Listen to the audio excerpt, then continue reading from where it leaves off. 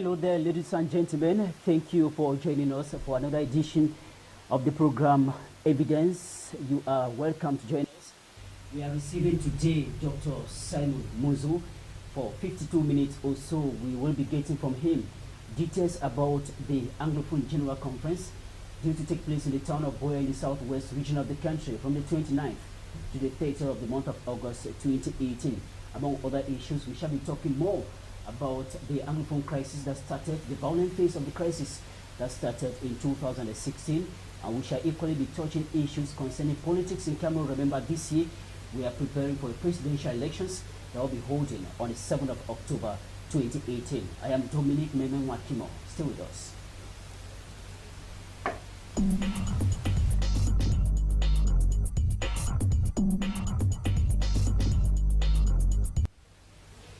Thank you for staying with us. As I mentioned earlier, we are receiving Dr. Simon Muzu. He is the former United Nations Secretary General's Deputy Special Representative for Côte d'Ivoire from October 2014 to August 2016. He is one of the 11 Cameroonians selected in 1991 that drafted the 1996 constitution we are using today. He is equally the spokesperson of the Anglophone General Conference that is going to take place in the town of Boya this month, and he is equally the coordinator of the conference organizing committee. Thank you for coming, Dr. Simon Muzu. Thank you. We're happy to have you today to give some clarification of what have been much talk about the All Anglophone General Conference that is to take place in the town of Boya in the southwest region of the country. Before we get into the subject in detail, let me find out from you, what's an Anglophone in this particular context? Well, in this particular context, an Anglophone is someone who falls into one of two categories that were defined by the conveners of the Anglophone General Conference. You would remember that in their press release announcing this conference, they indicated clearly who was to attend as a participant, and they spelled out two categories. Category one was all Cameroonian citizens, whether in Cameroon or abroad, living in Cameroon or abroad, whose ancestral origins are to be found in one of the 13 regions, one of the 13 divisions of the southwest and northwest regions. You know that we have 7 divisions in the northwest region and 6 in the southwest. So any Cameroonian citizen whose ancestral origins are in any one of those 13 divisions is an Anglophone for this purpose. Secondly, you know that the history of our territory is such that a number of people migrated from elsewhere, notably from what used to be called in those days French Cameroon, to settle permanently in what used to be called British Southern Cameroon. But apart from those, you also had people who left countries like Ghana, Sierra Leone, Togo, Nigeria, the next door, of course, and they also settled permanently in the British Southern Cameroons. So they left children. Those children had children. So, and these we consider for this purpose as being Anglophones. In other words, any Cameroonian citizen whose ancestral origins are not in the northwest or southwest, but whose parents or grandparents settled permanently in what we call today the northwest or southwest, in other words, the former British Southern Cameroons, as at the 1st of October 1961, the day of independence and unification, is considered as an Anglophone for this purpose. Let me take the opportunity of this, Mr. Mehmet, to draw attention to one fact, and just to clarify it with this use of the word Anglophone.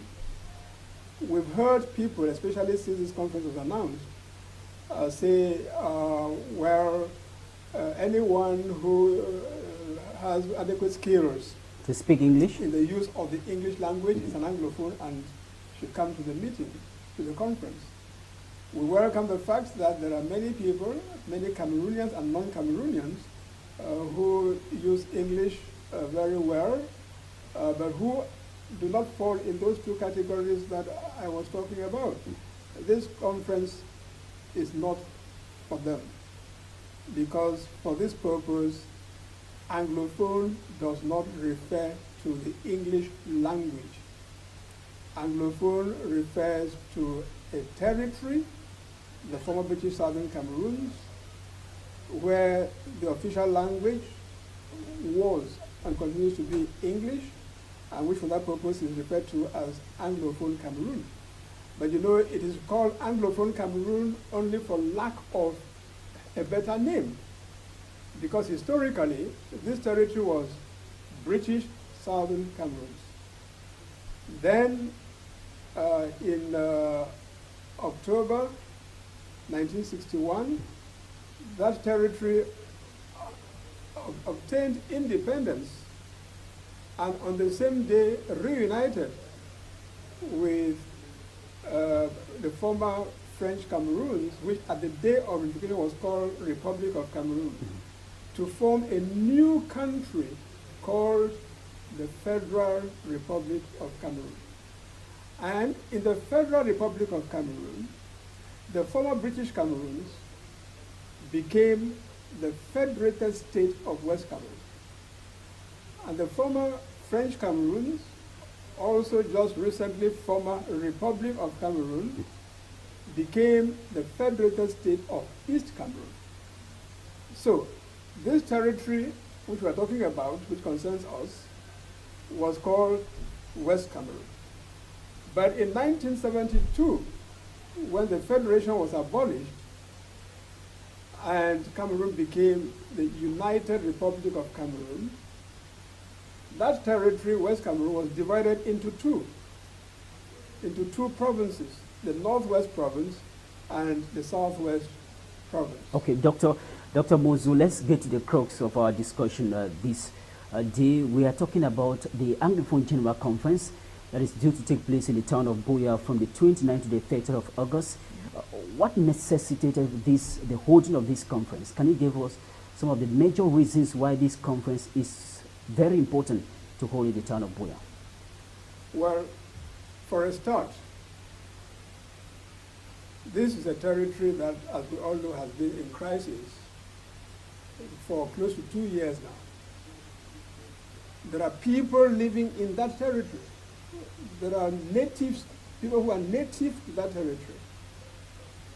Is it normal that a territory would go through this kind of experience without the people who are most directly concerned meeting to examine the situation, to find out what is happening to them, to see what could be done to put an end to what is happening to them? In other words, it ought not to come as a surprise to anybody that the people of this territory, who are the direct victims of what has been happening, should want to meet, to take stock of what is happening to them. Secondly, this crisis is not going to end without a national dialogue. Repeated calls have been made for a national dialogue on the Anglophone problem since day one. And I'm sure all of us agree that this crisis is not going to end through war. It's a pity that it has become a military crisis, but it's not going to end through war.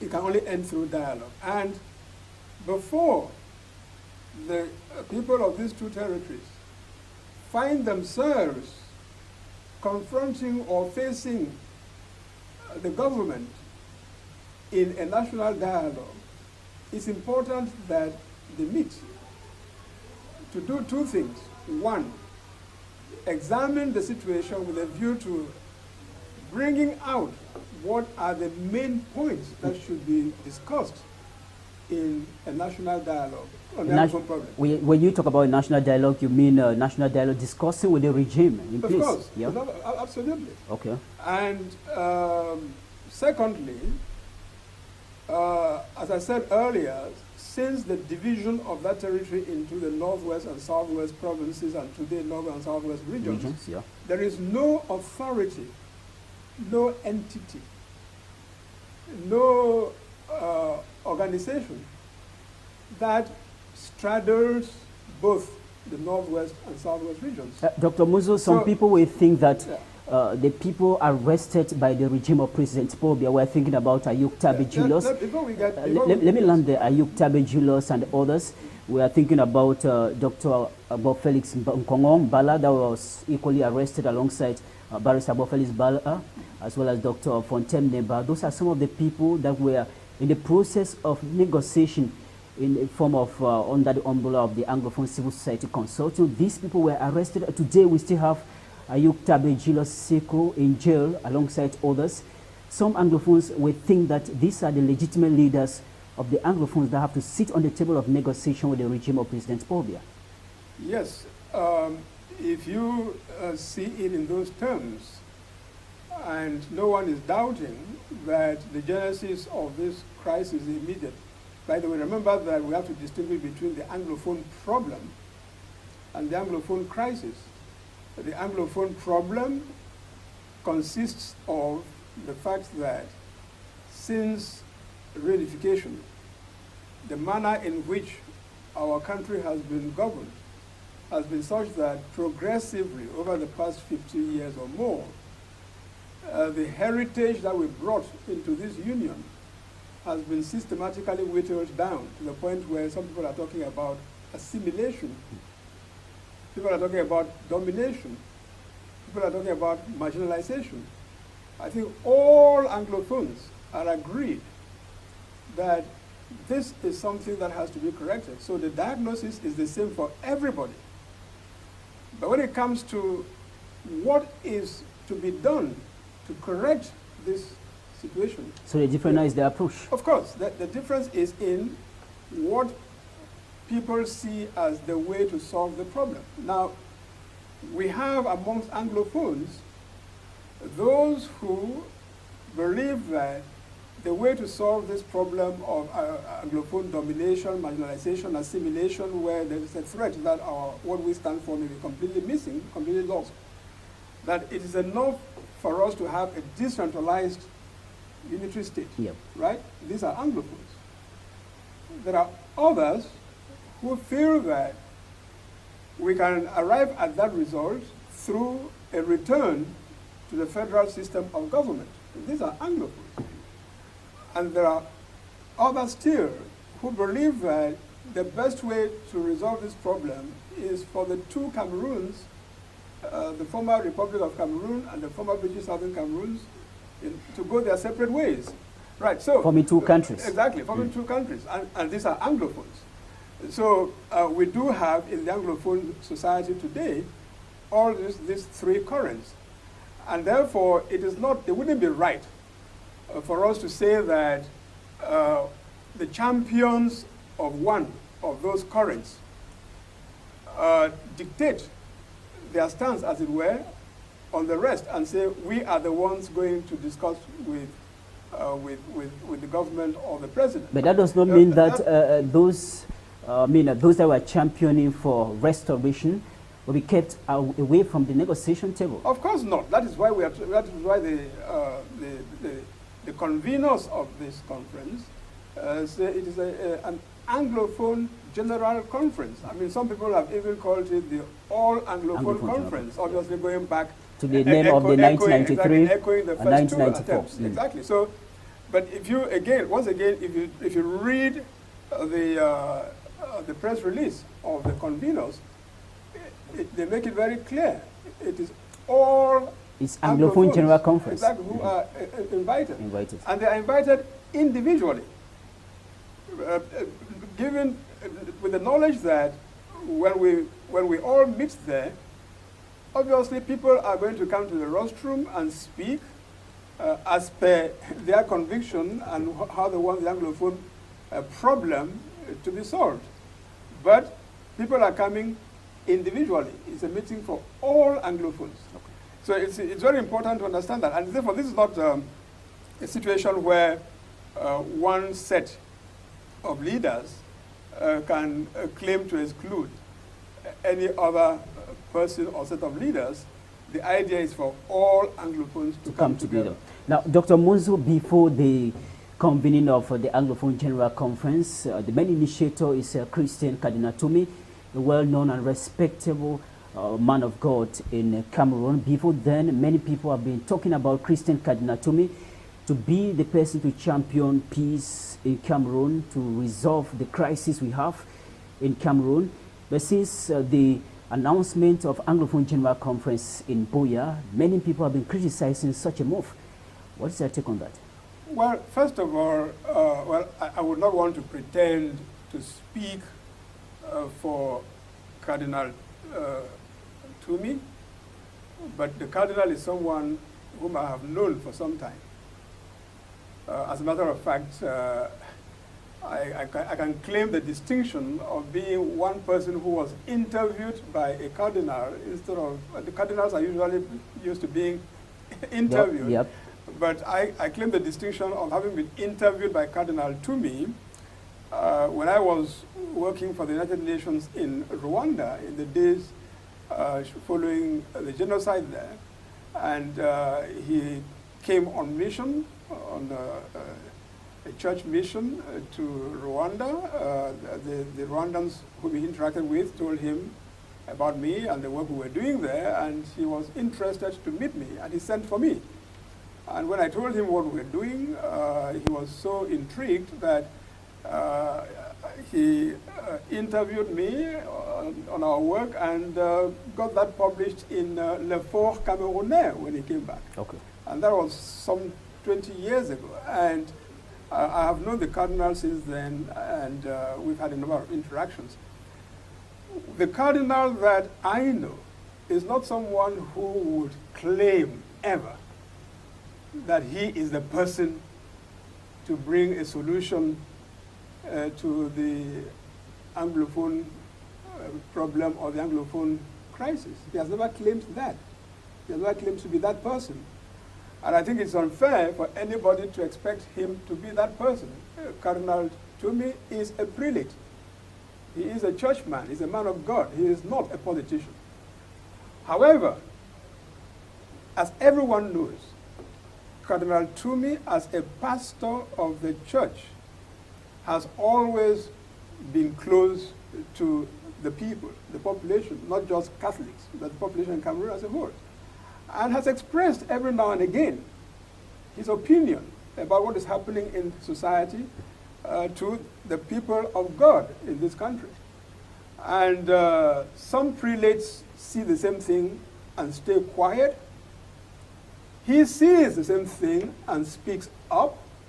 And when he speaks up, politicians tax him with wanting to have, or with having political ambitions. No. This is a man of God who knows that part of his responsibility is to ensure that the people of God in this country are well treated. And before Cardinal Tumi, I think there was a time in President Hijo's era when someone like Bishop, later Archbishop Jean Zua, was facing the same criticism. Those who said he was politically ambitious just because he spoke up. We all know that the late Bishop Albert Ndongbo was from Konsamba. He was equally in Hijo's time. He was also said to be political ambitious and all of that. So I think it's unfortunate that when servants of God who are shepherds of the people, find that there is a need for them to speak up in defense of the people, politicians quickly label them. Having said that, it's important also to know that this conference, people keep saying Cardinal Tumi's conference, Cardinal Tumi's initiative, Cardinal Tumi's this. But they are not wrong because he's at the head. Yes, but he is at the head. And of course, he is at the head if you look at the conveners, all of whom are servants of God. Cardinal Tumi, whom we identify with the Catholic Church, Reverend George Babila. Reverend George Babila Fonchang, who is Senior Clerk of the Presbyterian Church in Cameroon, and who, let it be said, was standing in at that meeting for the Right Reverend Dr. Samuel Fonke, the moderator of the Presbyterian Church. It's important to stress that, yeah, so that you shouldn't be surprised if one of these days you see or hear that the moderator himself attended meetings of the conveners, yeah, because he was the convener among the conveners, but because he was absent from the country on he that sent a senior day, clerk to come and present him. And then, of course, then you have the imams. You have the imams. Now, amongst those four, who is the eldest? In our culture, the doyen d'âge of those four is Cardinal Tumi. Yeah. In terms of public stature, those others are modest enough to recognize who Cardinal Tumi is. So Cardinal Tumi emerges as the doyen of the conveners. Which means people will not be wrong to say it is the Cardinal Tumi-led conference. Yeah, now, the question many people are asking is, why is the Baptist Church not involved? They refuse? Well, I wouldn't say that they refused, and well, you give me the opportunity to explain a detail, because I happen to have been closely associated with the various discussions that... And you are the official spokesperson of the... That culminated in the meeting of 25th of July. Because once the cardinal, after many people had appealed to him, because remember, this thing about, you yourself said earlier, that everyone had been calling for dialogue, but no one took any concrete steps. So this particular initiative of getting Anglophones together, it has to be said that the men of the church were not the first to be approached. Okay? Our traditional rulers had been approached, our senators had been approached, our members of the National Assembly had been approached, our political elite had been approached. No one seemed prepared to assume the responsibility. Perhaps because they had interest of... Well, for whatever reason. But, and then our church leaders were approached. And our church leaders showed considerable empathy for the masses, for the population. They are not interested in the politics of this thing. It's not a matter of winning and exercising power. It's not a matter of what form of the state. They, as far as I know, are motivated more by the empathy that they have for the suffering population of these two regions. And they are saying, this thing must stop. Let's do everything to make it stop so that the population does not continue to suffer.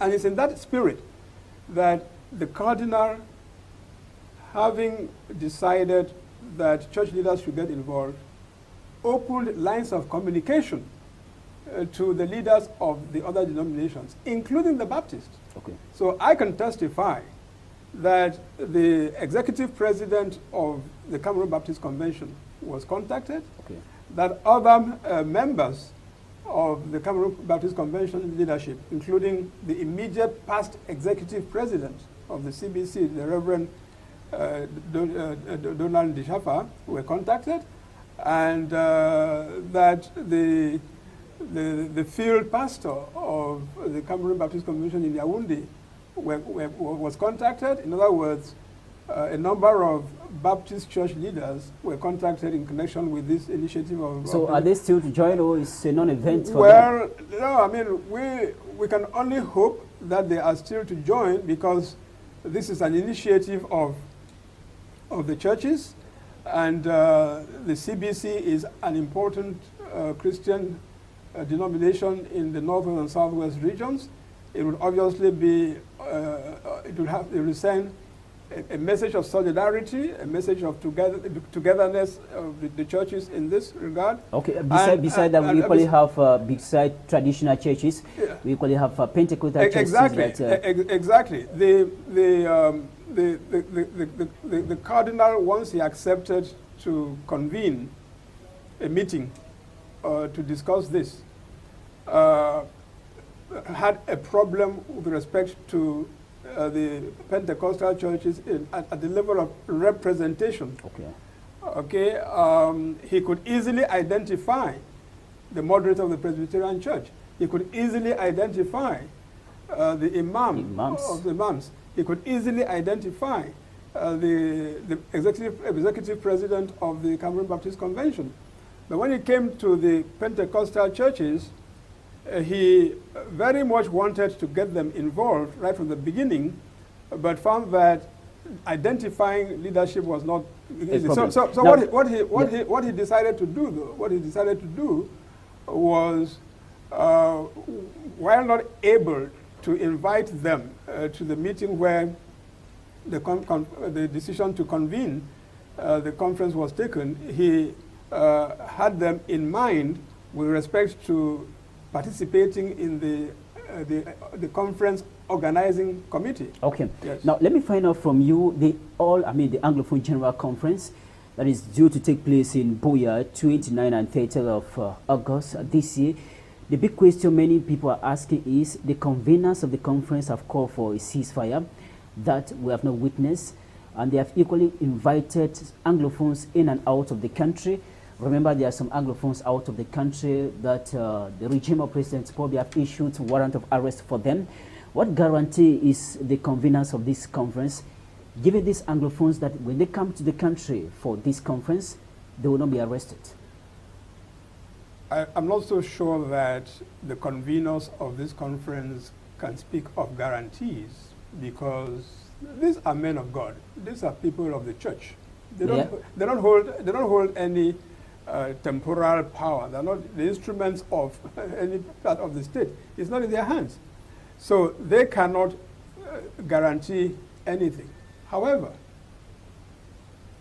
in the spirit of their initiative, the aim of which is to create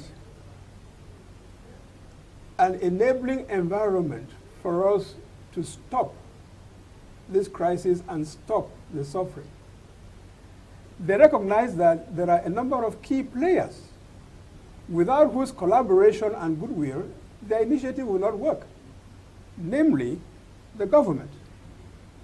The government is a party to this conflict, especially since it went military. The government is the one that is in a position to declare an amnesty, is in a position to release those who are in prison in connection with this crisis. And so they made an appeal. It has to be stressed. It is an appeal that they addressed to the government. They use it, the way we use it, we pray the government. Mm-hmm.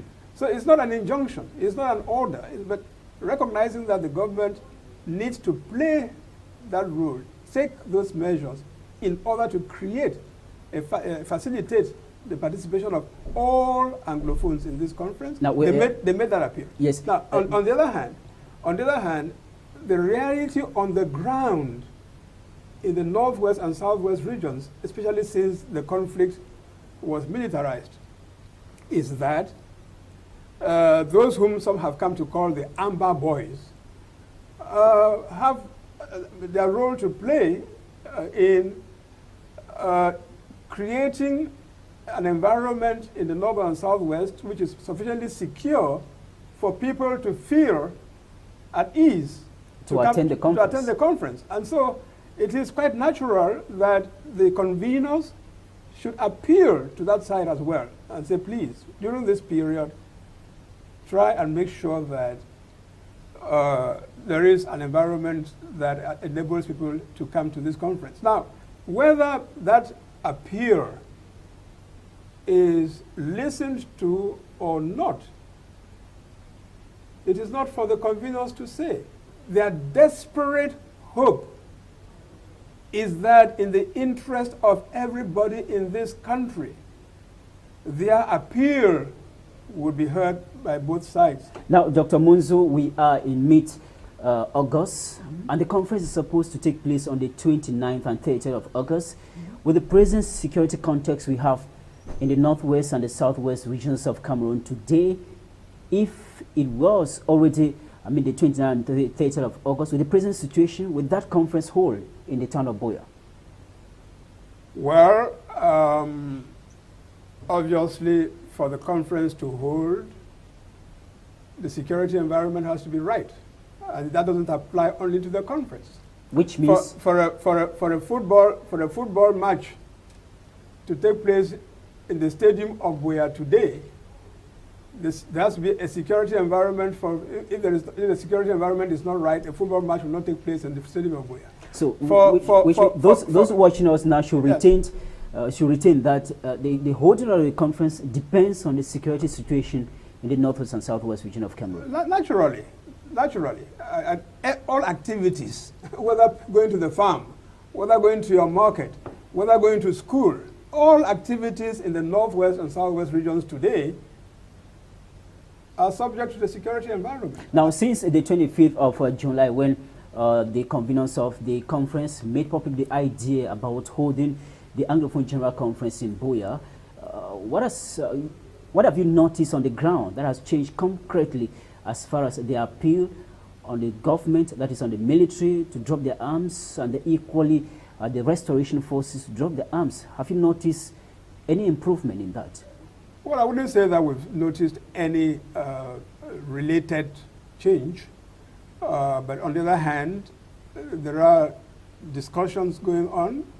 The conveners are in touch with actors across the board, and no one is pretending that this is a simple thing that the servants of God would, with a magic wand, create miracles. No one is naive enough to think that that is so. On the other hand, the nature of the challenge, it's a huge challenge, but no well-meaning person should be deterred by the magnitude of the challenge to do nothing, because such an option would mean that we remain in this imbroglio for an indefinite period.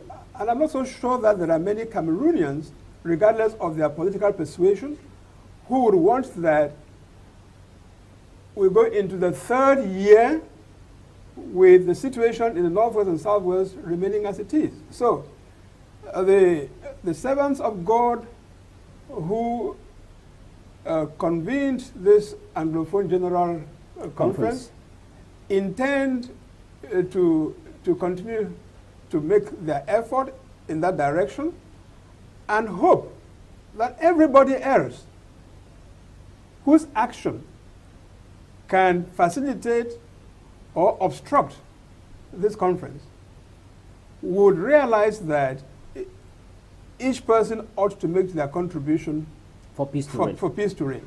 Ladies and gentlemen, if you are just joining us, this is Evidence, and we are receiving Dr. Simon Munzo.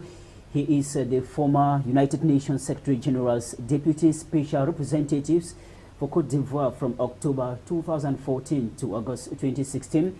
He is equally one of the 11 Cameroonians selected in 1991 that drafted the 1996 Constitution we are using today, and is equally the spokesperson of the Anglophone General Conference expected to hold in the town of Boya on the 29th and the 30th of August this year. He is the coordinator of the conference organizing that particular committee. Doctor, just to find out from you, before the holding announcing the holding of this Anglophone General Conference, did those who convened the conference had a discussion with the regime in place? Not to my knowledge, in that the decision to convene the conference was arrived at during their meeting in Douala on the 25th of July. Before that, they had been talking to each other first about the necessity to get together, examine the situation, and decide what to do in the light of the suffering of the masses, as I said earlier. As far as I know, at that point, the decision hadn't been taken to convene an Anglophone General Conference.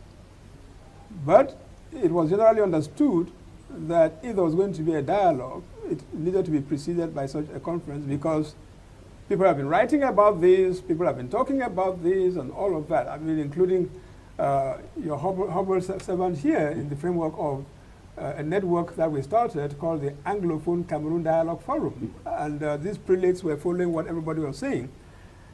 So I cannot say that prior to the decision to convene the conference, negotiations of the type that you're talking about had been started. Nevertheless, it is known that individual members of the churches, as well as groups of church leaders, have been in contact with the authorities on this issue. There have been joint initiatives on an ecumenical basis taken by several churches. The Presbyterian. So the subject matter, what I'm saying is that the subject matter of the necessity to do something in order to end the crisis is something that has been the subject of exchanges between church leaders and our political authorities for a while. So, but on the specific, can we say the church leaders came to an agreement with the authorities of President Paul Biya to organize this Anglophone General Conference? Not prior to announcing convening it. After the announcement? Yes, after the announcement, they are in contact, of course, okay. As I say, with everyone. They are in contact with the population, trying to sensitize the population to get prepared to attend. They are in contact with the government, trying to show the necessity for this and its usefulness in the present context, and therefore urging the government to do everything possible to facilitate it. They are in contact with the people who are presented as quote-unquote separatists, to talk to them and say that they should give peace a chance and let this happen. So they are in contact with everybody. With everybody. On this, yes. To lay the groundwork before to lay the groundwork. Now, Dr. Musu, you played a very active and the frontline role during the 1993 All Anglophone Conference, and equally that of 1994 that took place in Bamenda. The one of 1993 took place in Buea. You played a frontline role, and you were one of the key actors that convened this conference. Don't you think the resolutions that were taken in 1993 are still valid today to be submitted to the regime of Paul Biya? The resolutions that were taken in 1993 and in 1994 are valid today, especially the outcome of the first All Anglophone Conference, the one in Buea 1993, because as you will remember, it ended with the issuing, the publication of a document called the Buea Declaration. Now, the Buea Declaration sets out very clearly what were the grievances of the Anglophones at the time in all domains, or in a variety of domains, and had a proposal as to what steps should be taken to address those grievances, notably a return to a federal system of government.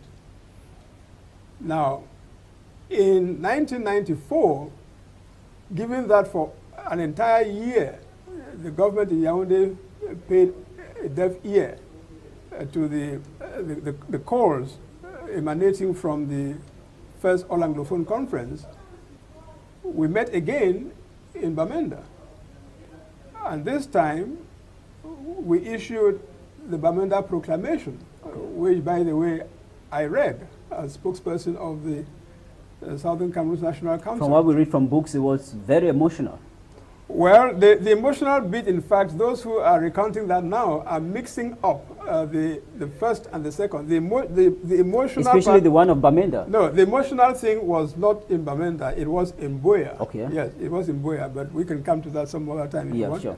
But the point I'm making is that in that Bamenda, AAC2 concluded with the issue of the Bamenda Proclamation, which, amongst other things, stated that the government was invited to respond to the demands of Anglophone Cameroonians for a return to the federal system of government, and that if that was not done within a reasonable time, then the SCNC was empowered to declare the restoration proclaim the restoration of the independence of Southern Cameroon, and take steps to defend it.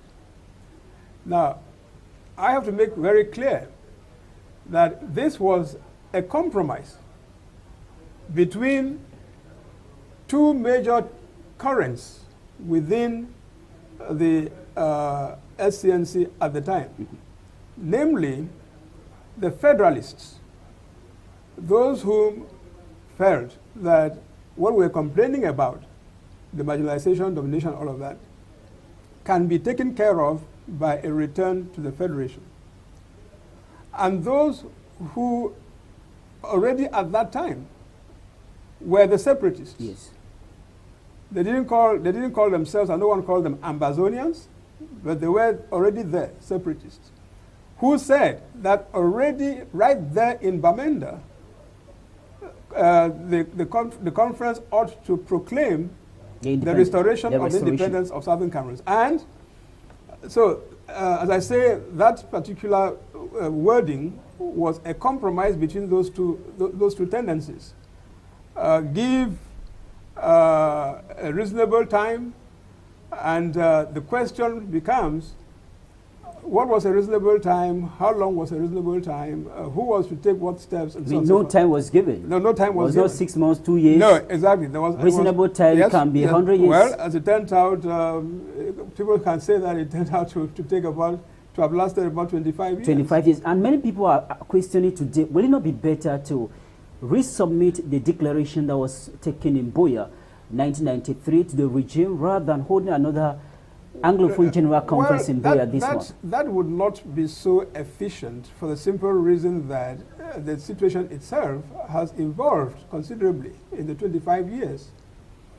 By the situation, I mean the manifestations of this phenomenon of marginalization, domination, assimilation that we're talking about. In other words, if you had to produce the catalog of evidence, by the way, the Boya Declaration, if you go and read it, is what we would call, I would call the catalog of evidence. By the way, your program is called Evidence. Yes, now, this evidence. The catalog of evidence of the Anglophone problem.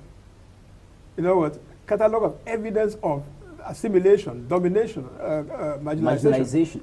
And who is to say that if you sat in 2018 to establish, if you like, to update this catalog of evidence, are you suggesting that you will not have new things to say? That you will not have new things to add? So that catalog? Yeah, that's what makes the Anglophone General Conference in Boya this year necessary. Absolutely, it makes it necessary. And the second aspect is that, you know, back in 1993, 1994, the All-Anglophone Conference was, you could say that it was essentially an elite thing. Okay? a number of elite, lawyers, teachers, journalists, and all the rest. So today the composition will change? Today it is an all-people thing. Okay. Oh yes, that's a fundamental difference. And I hope that the Cameroonian nation is seeing that difference. Back in 1993-94, we went to Buea. Yes, there were 5,000 people, estimated 5,000 people in Buea. There was an estimated, the number in Bamenda were about the same. But, Mr. Meme, would you say that today, in terms of the involvement of the population of the two regions, in terms of awareness and the determination to get redress, to get a solution, would you put the number of people at 5,000? Would you put them even at 50,000? Would you put them at 500,000? It is millions. And so the context is different, the dynamic is different, the range of issues is different, the national environment in which this is taking place is different. So it's important. It's important now, that in this context, the Anglophone people sit together again. Dr. Muzo, at the beginning of the program, you gave a definition of who an Anglophone is and who is eligible to participate in or to attend the Anglophone General Conference that is going to take place in the town of Buea this month. The question many people are asking is, why inviting the governors of the Northwest and Southwest in the conference? Well, I think you've got to understand that this is a conference which, while it is a conference of the population, the people of the Northwest and Southwest regions, it is taking place in a place where we have a state, okay? And we are asking for the government to do a number of things, including facilitating, creating an enabling environment for the conference. We have nothing to hide because the issues to be discussed are issues which have been on the table for a long time and which need to be discussed in a structured manner. So the people who are meeting have nothing to hide. Now, don't you think, excuse me. Yes.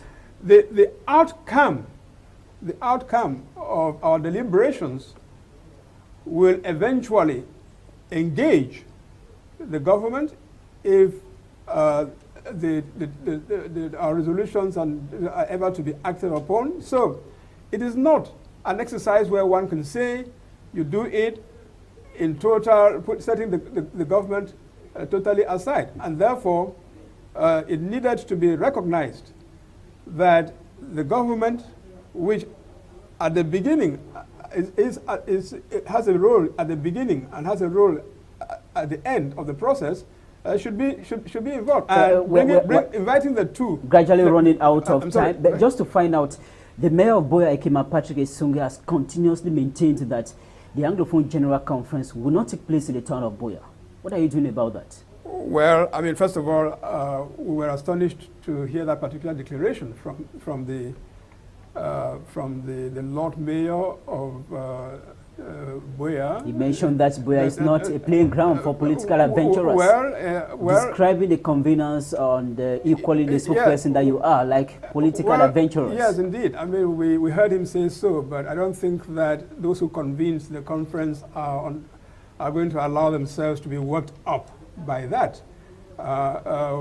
Since the conference was called, they've been called someone like Cardinal to me, not to speak of myself, who've been called all sorts of things, but we're not in it for ourselves, and we're not going to allow people's opinions. But how do you intend to go around? How do you intend to go around a mayor of a municipality who says the conference will not hold in his town? How do you intend to do that? The mayor of Buea is part of a chain of public authority. Okay. Right?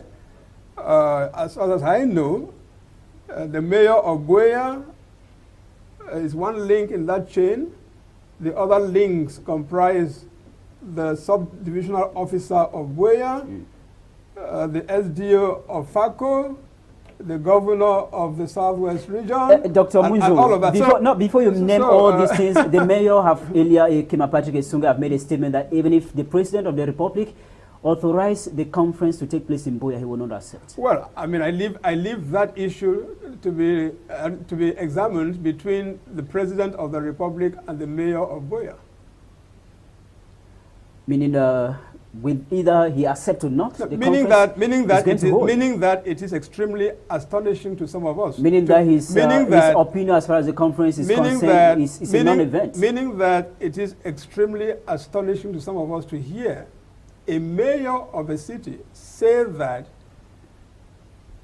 even if a conference were authorized by the President of the Republic, he, the mayor of the city, would stand in the way.